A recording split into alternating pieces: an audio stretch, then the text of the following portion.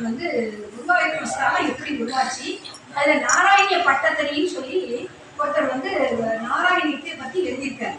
தீராத நோயெல்லாம் தீர்ந்து போகணும்னு சொல்லி அந்த குருவாயூரப்பன் ஸ்தலம் எப்படி உருவாச்சுன்னு பார்க்கணும். துவாரகா ஒளி வந்து கடலுக்குள்ள மூழ்கிடுச்சு. அப்போ அந்த கிருஷ்ணர் வந்து முத்தவரன் அவரோட சீதத்தை சொல்றாரு, ஒரு கடல் மேல ஒரு சிலை மிதக்கும், அந்த சிலையை நீங்க வந்து பிரம்மா எல்லாரும் பூஜித்த சிலை, அதை வந்து அந்த கேரளாவில் கொண்டு போய் அந்த குருவாயூரப்பன் இதில் கொண்டு போய் அங்கே வச்சிருங்க அப்படின்னு சொன்னோடனே இந்த குருவாயூரப்பன் ஸ்தலத்தில் கொண்டு வச்சிருந்தாங்க. உடனே அவர் வந்து இது இது என்னுடைய வர அதில் பூஜை பண்ணுறாங்க. பண்ண உடனே அதில் அங்கே ஒருத்தர் வந்து பட்டத்திரி, நாராயண பட்டத்திரின்னு ஒருத்தர் இருக்காரு. அவர் வந்து அவருடைய குருகிட்ட நிறைய ஸ்லோகத்தை பற்றி நிறைய கீதையை பற்றி தெரிஞ்சுக்கிறார். அவருக்கு பக்கவாதம். அப்போ அவர் சொல்கிறாரு, நீங்கள் வந்து உங்களுடைய எல்லாம் முடிஞ்ச உடனே அந்த இடம் அந்த குருகுலம் முடிஞ்சிருது, உடனே உங்களுடைய பக்கவாதத்தை என்கிட்ட கொடுத்துருங்க, நான் குருதட்சணையாக வாங்கிக்கிறேன்னு கொடுக்குறேன் அப்படின்னு அவர் சொல்கிறாரு. இல்லைப்பா, அது என்னோட வேலை, நான் தான் அனுபவிக்கணும் அப்படிங்கிறாரு. இல்லை பரவாயில்ல, நீங்கள் வந்து வைத்திய சாஸ்திரப்படி வைத்தியத்தெல்லாம் போக மாட்டீங்க, கேரளாவில் ஏகப்பட்ட வைத்தியம் இருக்காங்க, அதனால நான் வந்து அதை வாங்கிக்கிறேன்னு அவர் தண்ணி தெளித்து அந்த மாதிரி மற்றவங்களை சொல்லி கேட்காம ரொம்ப விரும்பி கேட்டதுனால அந்த வியாதியை பக்கவாதத்தை நாராயண பட்டத்திரின்னு அவர்கிட்ட கொடுத்துறாங்க. அவர் என்ன செய்கிறாரு, நிறைய வைத்தியத்தெல்லாம் காமிச்ச உடனே கேட்கவே இல்லை. இது நம்ம வைத்தியத்தெல்லாம் கேட்கலையே அப்படின்னு சொல்லி இருக்கும்போது அவர்கிட்ட வேலை பார்க்குற அந்த அவர் வீட்டில் வேலை பார்க்குற கோபால முட்டைன்னு ஒருத்தர், அது எழுத்தச்சன்னு ஒரு ஜோசியத்தை போய் கேட்கலாம். குருவாயூரப்பன்ட்ட போக சொல்லுங்க கேட்கும் அப்படின்னு குருவாயூரப்பன்ட்ட வராரு. அந்த குருவாயூரப்பன் வந்தோடனே நாராயணன்னு சொல்லிட்டு 101 சதம் 18,000 ஸ்லோகத்தை 101 சதகமா 100 சதகமா படிக்கிறாரு. ஒவ்வொரு பாட்டா படிச்சு முடிச்ச உடனே அவர்கிட்ட சொல்றாரு, பேசுறாரு இவர்கிட்ட குருவாயூரப்பன்ட்ட, நீ இந்த மாதிரி காளிங்க நர்த்தன ஆடல் உண்டா, நீ வசுதேவர் தேவகிக்கு மகனா பிறந்தியா, அந்த மாதிரி திருவிளையாடல்கள்லாம் பண்ணியா? ஆமா ஆமா ஆமான்னு சொல்லிட்டு ஒவ்வொரு ஸ்லோகமா சொல்றாரு. அந்த 100வது பாட்டு படிக்கும்போது அந்த பக்கவாத நோய் குணமாயிருக்கு. அதனால நாராயணனுக்கு கார்த்திகை மாதம் 28ஆம் தேதிக்குள்ள அது படிச்சாச்சுன்னா இப்பேற்பட்ட நோயும் தீரும். 8வது சதகம்னு ஒன்று இருக்குது, அதை படிச்சாச்சுன்னா கேன்சர் வியாதி புற்றுநோய் குணமாகும் அப்படின்னு சொல்லி அந்த வேதம் சொல்லுது. இது எதுக்குன்னா, இவர் வந்து பரிச்சித் மகாராஜா உத்திரைக்கும் அபிமன்யுக்கும் பிறந்தது இந்த பரிச்சித்னு ஒரு மன்னன். அவன் என்ன பண்ணுறான், ஒரு முனிவர் தவம் பண்ணிட்டு இருக்காரு. அவர் கழுத்துல விளையாடி வேட்டையாட போகும்போது கழுத்துல வந்து பாம்பை இந்த பொண்ணு போட்டுருவான். செத்த பாம்பை போட்டோடனே அவருடைய மகன் வந்து இவர் என்ன செய்யணும், சபிக்கணும்னு சொல்லிட்டு இந்த முடியா சமைச்சிருந்தான். பாம்பு கடிச்சு 7 நாளில் இறந்து போயிடுவேன்னு சொல்லிட்டு உடனே அந்த சுகதேவர்னு ஒருத்தர் வராரு. அவன் சொல்கிறான், நான் 7 நாளில் மன்னன், 7 நாளில் நான் இறந்து போயிடுவேன், ஆனால் அதுக்குள்ளே எனக்கு இறைவனுடைய பகவத் நாமெல்லாம் சொல்லுங்க அப்படின்னு.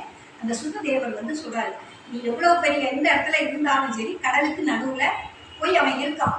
கடலுக்கு நடுவில் ஏதாவது பாம்பு வந்து தீண்டிடக்கூடாதுன்னு சொல்லிட்டு அந்த எலுமிச்சை மரத்துக்குள்ளே அந்த இது வந்து பாம்பு வந்து தீண்டி அவன் இறந்து தான் 7 நாள். அந்த சுகதேவர் எல்லா நாமத்தையும் எல்லா பகவானுடைய ஸ்லோகத்தை பூரா நாமத்தை பூரா மகிமைகள் எல்லாம் சொல்றாரு.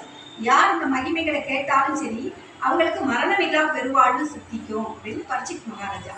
இதை கேள்விப்பட்ட ஜனமேஞ்சயன்னு அவருக்கு பையன் வரான். இதை கேள்விப்பட்டவன் தட்சகன்கிற ஒரு யாகம் வளர்த்து இந்த பாம்புகளெல்லாம் கொல்லணும்னு சொல்லி பாம்புகளெல்லாம் அதில் வந்து விழுது. அந்த யாகம் வளர்க்க உடனே தட்சகன் பாம்பு இந்திரன்ட்ட வந்து கேட்ட உடனே இதுக்கு ஏதாவது ஒரு வழி சொல்லணும். ஒரு முனிவர் வந்து சொல்றாரு, உங்க அப்பா தெரியாம பண்ணதுக்கு அந்த பாம்பை இது பண்ணிட்டாரு, அதுக்காக நீ பாம்புகள்லாம் பழிவாங்காத, நீ என்ன செய்ய நிறுத்திடணுன்னே அந்த அந்த அப்பாவி பாம்புகளெல்லாம் உள்ள விழுந்தது இல்லை, அந்த தோஷத்துக்காக அவனுக்கு வந்து உடம்புலெல்லாம் ஃபுல்லாக சொரியாரி சொல்லி வந்துடுச்சு. உடனே அதை தீர்க்கறதுக்கு நேரம் என்ன செய்யலாம், குருவாயூருக்கு வாழலாம். குருவாயூர்கிட்ட வந்து கேட்குறான் கண்ணன்ட்ட, எப்போ எனக்கு இந்த வியாதி குணமாகணும் அவனுடைய அந்த பிராயச்சித்தம் தேர்ன உடனே அவனுக்கு அது குணமாகுது அப்படின்னு சொல்லிட்டு. அதில் ராமாயணத்தை சொன்னாலும் சரி நாராயணத்தை சொன்னாலும் சரி பித்திருக்கள் வந்து அந்தர்யாமியாக வந்து கேட்பாங்க.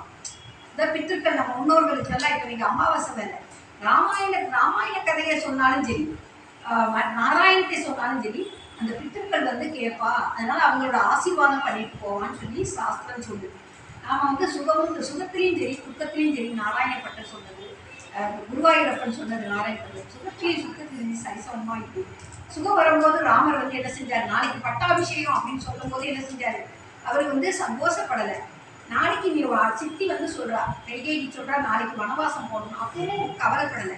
ரெண்டுமே சரிசமமா இருந்தார். இது இருக்க முடியுமானா இருந்தால் இறைவனுடைய அந்த சுகத்தையும் துக்கத்தையும் இறைவன்கிட்ட அர்ப்பணிச்சுட்டு இருந்தாச்சுன்னா கட்டாயம் நமக்கு வந்து மேன்மை பகவானுடைய அனுகிரகம் முழுமையா கிடைக்கும். காதல் விற்றிலன் நிகழ்ந்திலன் கடமை என உணர்ந்தான்னு ராமாயணம் சொல்லுது. ஆனால் ராமாயணத்துல ஒரு பக்கமாவது ஒரு வரியாவது கேட்காம அந்த புத்திர்கள் சந்தோஷப்படுவாங்க. நமக்குள்ள இருந்து நம்ம சந்ததிகளாக இந்த ராமாயணத்தை கேட்குது. ராமாயணத்துக்கு அவ்வளோ மகிமை இல்லையா வால்மீகி எழுதின ராமாயணத்துக்கு. அதனால நாம வந்து ஏதாவது ஒரு ஸ்லோகம் இதில் இருக்கும், நம்ம ஸ்லாமலால கிடைக்கும். நாராயணின்னு சொல்லிட்டு அதில் சமஸ்கிருதத்துலேயும் இருக்குது, தமிழ்லையும் இருக்குது. சமஸ்கிருதத்தில் 4 லைன் எழுதி அதில் உள்ள தமிழ் படிக்கும். இல்லை இல்லை ராமாயணம் இல்லை, பகவத் இந்த ஸ்ரீ பாகவதத்துல இருந்து 108 ஸ்லோகம், 18,000 ஸ்லோகத்தை 3 ஸ்லோகமா 3 சதகமா அவர் எழுதியிருக்காரு. யாரு? நம்ம பட்டத்தில் நாராயண பட்டத்துக்கு வைத்தவரையும் குணமாச்சு. பகவத்கீதையில எத்தனை பக்கம்? பகவத்கீதையில உள்ள ஸ்லோகத்தை சுருக்கமா 18,000 ஸ்லோகத்தை 3 சதகம் அப்படின்னு சொல்லி இவர் வந்து அவருடைய மகிமைகள் எல்லாம் சொல்றாரு. இந்த மாதிரி நீ 8வது 100 பாட்டுல 100 பாட்டு போறீங்க நாராயணத்துல நாராயணன் ஒரு புக்கே இருக்கு, அதை வாங்கணும். கீதையில வந்து கீதையில உள்ள சுருக்கமா இவர் சொல்றாரு 18,000 ஸ்லோகத்தை வந்து இந்த மாதிரி திருவிளையாடல் பண்ணியா மகிமைகளை சொல்ல சொல்ல ஆமான்னு கேட்டா இன்னைக்கும் குருவாயூர்ல பக்கத்துல அவருடைய போட்டோ இருக்கான் சொல்றாங்க. நான் போனதில்ல, நான் வரலாறு சொல்லுது. நாராயணிய பட்டத்திரி அவருக்கு வந்து பெரிய நோயை குணப்படுத்தி பகவானுடைய மகிமையை அவருக்கு வந்து மக்களுக்கு உலகத்துக்கு கொடுக்கிறாரு அப்படின்னு சொல்லி. திருவோணம் காணாமல் போவாயோ பூங்காவாயின்னு சொல்றாங்கல்ல.